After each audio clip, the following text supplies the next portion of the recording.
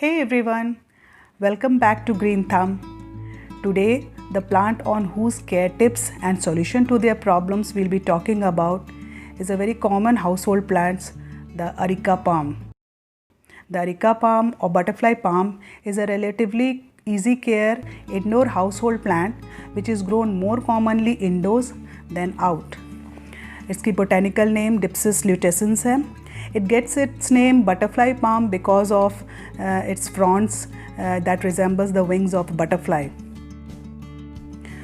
Appearance wise ये थोड़े different होते हैं अपने दूसरे palm varieties से because of the narrow, numerous full fronds, compact lines close to one another along the stem. As you can see, आप इन्हें easily locate कर सकते हैं in offices, outside shops, houses, as well as in all public places. सिर्फ इनकी beauty के लिए नहीं, but because of its immense air purifying quality which has been established by the experiments conducted by NASA. इनकी बड़ी size के कारण भी ये काफ़ी पॉपुलर हैं. So if you have a good space, a little bit of green thumb and you want something striking, Areca palm is the plant for you. इनकी height goes as tall as 6 to 12 feet और इनकी life span approximately 10 years की है if taken very good care of. Now we'll come to their care tips in which the first and foremost is the watering. Areca palm को पानी उतनी ही चाहिए जिनकी उनके soil को सिर्फ moist रख सकें. Depending on the climatic condition of the place you live, watering schedule may vary. So strive for moist soil, not soggy. Winters में soil को dry होने दें पानी डालने से पहले अच्छे से, और जब उसमें पानी डालें तो pour enough water so that नीचे से पानी वो drainage hole से निकल कर बाहर जब तक ना आ जाए. This is called deep pouring and it is a very good method of watering the Areca palms. Now coming to their sunlight requirement, bright indirect sunlight is best suited for Areca. East और north facing Windows के पास रखना बेहतर है, but अगर south और waste facing में रखें तो डायरेक्ट सनलाइट में बहुत ज़्यादा देर ना रखें because this tends to brown their leaves. If the leaves tend to show yellowish green colour, shift its place to a milder exposure of sun. Proper and moderate sunlight is the important tending factor of Areca, so just avoid exposure to scorching sun. As far as its soil is concerned, the soil should be rich, fertile, acidic, well-draining soil. Add some sand or perlite to create a lighter medium because that is very necessary. Otherwise, the soggy soil tends to root rot in this plant. Now coming to their fertilization, they need regular fertilizer which has to be diluted to half or 1/3 their strength. Slow release formula fertiliser ज़्यादा अच्छे होते हैं. Fertilisers rich in micro nutrients like magnesium and iron prevent yellowing of leaves. Now coming to their pruning and spacing.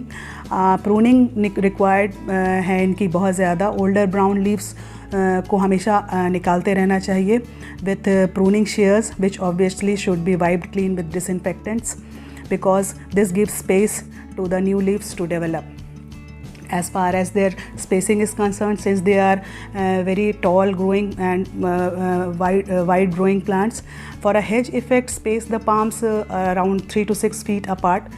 बाहर अगर building के पास garden में लगाना है तो थोड़ी दूरी पर अराउंड 4 फीट की दूरी पर बिल्डिंग से लगाएं as they grow quite tall and wide. As far as humidity is required, they are very high humidity loving plants, at least 40 to 60%. So इसके लिए उन्हें हमेशा एक ट्रे में पेबल्स के ऊपर पे पानी डालकर उसके ऊपर रखें in such a manner that the roots does not touch the water, and always keep misting with water frequently. This also cleans their fronds which will prevent them from the attack of mites. क्योंकि dust पर जो mites आते हैं उनके कारण ये browning of leaves हो जाती है. The temperature requirement, ideal temperature is 16 degree centigrade to 24 degree centigrade. So the thumb rule is if you are comfortable, your indoor plant will feel comfortable too.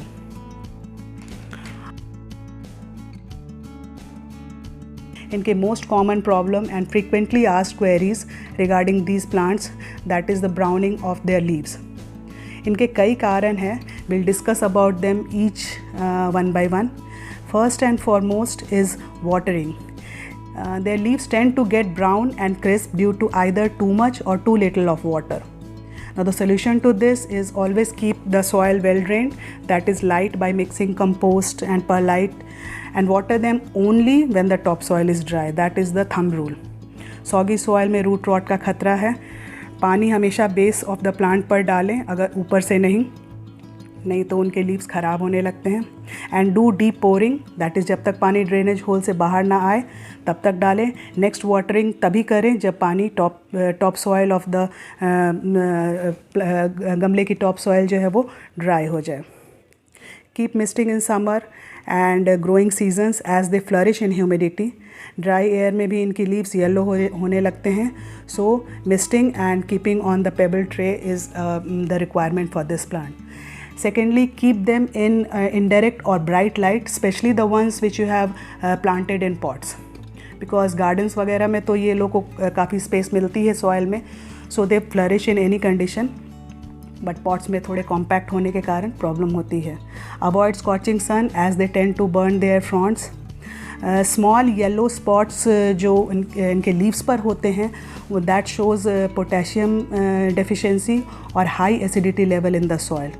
सो इस ऐसे सिचुएशन में potassium rich fertiliser डालिए, और acidity, soil की acidity level को कम करने के लिए पानी से सॉइल को हमेशा वॉश करें या उसको फ्लश करते रहें, जिससे वो उनकी एसिडिटी लेवल कम हो जाती है. एक चीज़ और बहुत इम्पॉर्टेंट ध्यान देने वाली है, वाटर जो कि फ़िल्टर्ड हो या रेन वाटर हो, that is preferable. Salts in hard water of tap is another cause for the browning of their leaves. So always try to get filtered water or rainwater, or at least the water which has been standing for at least 24 hours. You can use that too. Pests like scale, mealybug, spider mites are very common. Mites इनके ऊपर लगे dust पर feed करते हैं. So keep cleaning the fronds by wiping them with soft cloth and soapy water. Prune back the infected fronds if you find any, and spray with mild neem and soap solution to get rid of any type of pest. Please do mention in comment box below if you find any other problem or you come across any problem other than the ones which I have mentioned. Now coming to their propagation and repotting. Repotting इनकी तभी करनी चाहिए when you see that the plant has limited its growth, that is नए leaves या stem नहीं निकल रहे हैं, रुक गए हैं, उनकी growth रुक गई है, तभी उनको repot करें, because the roots prefer tight containers, और इन्हें 3 से 4 साल के interval पर ही repotting करें. This also ensures replacement of older potting soil with newer nutrients. उनकी जो डिपोजिशन हो जाती है सॉल्ट की रूट्स सॉइल में, वो ठीक हो जाती है उससे. रिपोर्ट करते समय ध्यान रखें प्लांट की डेप्थ उतनी ही हो जितनी प्रीवियस पॉट में थी, that is at the same height above the soil. Their roots are very delicate, so do not try to disturb them. Now coming to their propagation, the most common method is by cutting from the offshoots which comes from the base. वहीं से वो spread out करते हैं, और ये offshoots bamboo की तरह लगते हैं. दस the name bamboo plant palm also. Actually cutting से प्रोपगेशन थोड़ा पॉसिबल नहीं है, but removing these offshoots and planting them in moist soil is the best way of propagation. This can also be propagated through seeds, but that takes quite a long time, about 2 to 4 months in germination, and it's not very frequent method.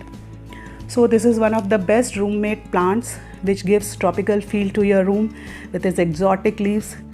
These have an ability to act as a natural humidifier, remove toxins like formaldehyde from air, thus giving you a very good sleep.